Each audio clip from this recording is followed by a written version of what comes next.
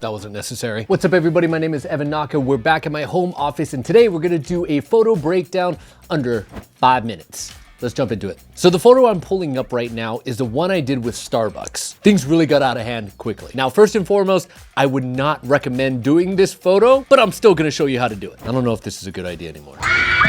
Whatever. I chose to use a red plexiglass surface to get a reflection. However, I ended up covering the whole thing with strawberries, so didn't really matter anyways. If I had to do it over again, I probably would have used something that was a little less flammable, but hey, safety.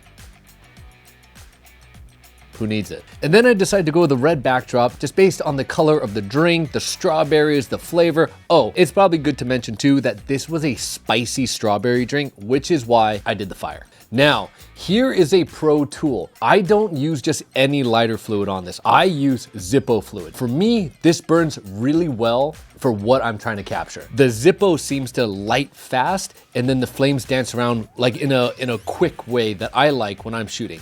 This comes in handy a lot when you're shooting video as well. Now, the other option is to use rubbing alcohol. Make sure you have a fire extinguisher handy or a fireman or somebody just to dump some frickin' water or sand or something that is fire retardant that gets rid of the flames immediately. I did not have this, which is why you saw it got out of control. And it also floats. Rubbing alcohol does the same thing. When you're shooting liquids, you want it to float on top of your liquid so that it catches fire. If it mixes into the liquid too quickly, then obviously it's not gonna catch fire. So you wanna be able to float it on top and you have to hit it really lightly. You can't just douse it in there because the force from the liquid shooting out will go through the surface and it will go into the drink itself when you really just need it to be on that surface level. So next time you do that, either do it with a light touch, you can put it on a spoon, you ladle it out on top of the surface. It helps a lot when it comes to this type of photography when you're trying to light the liquid itself on fire. Let's go into the next part. Okay, what I did right there, don't do that. The fire was already lit and I decided, you know what sounds like a really good idea right now? I'm just gonna pour Zippo fluid directly onto the flames. That caused the flame to travel up to the nozzle of the Zippo. I don't know what I was thinking, to be honest. I think I was just in the moment. I was like, ooh, fire, fire, more fire. We want more fire.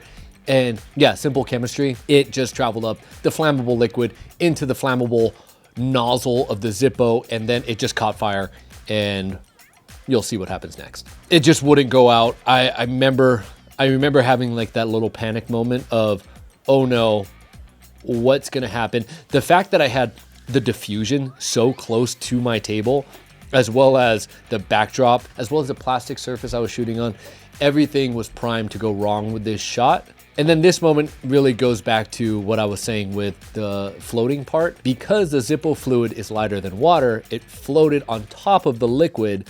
So when I doused it and just dunked it in the water, all of that flammable liquid that was already on fire just floated right up to the surface and caught my glass of water. That was my safety water on fire as well. And I brought in fire extinguisher that I didn't show here and doused the whole thing. However, I got the image.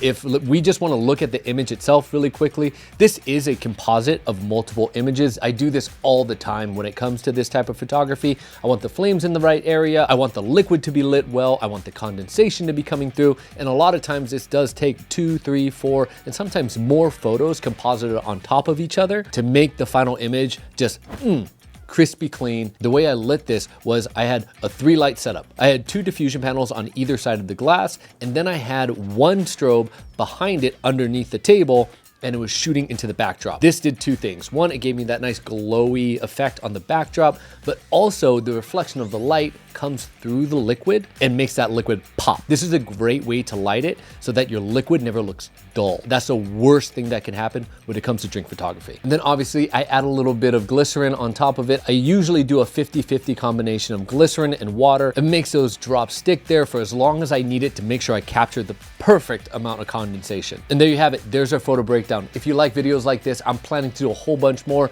So please like, subscribe, comment, boom, boom, boom, boom. All of those things. I really appreciate it. We're gonna grow this channel and I'm gonna give a lot more of in-depth looks of my life as a photographer, videographer, commercial director, yada, yada, yada. All those things. I'll see you guys next time. Thanks.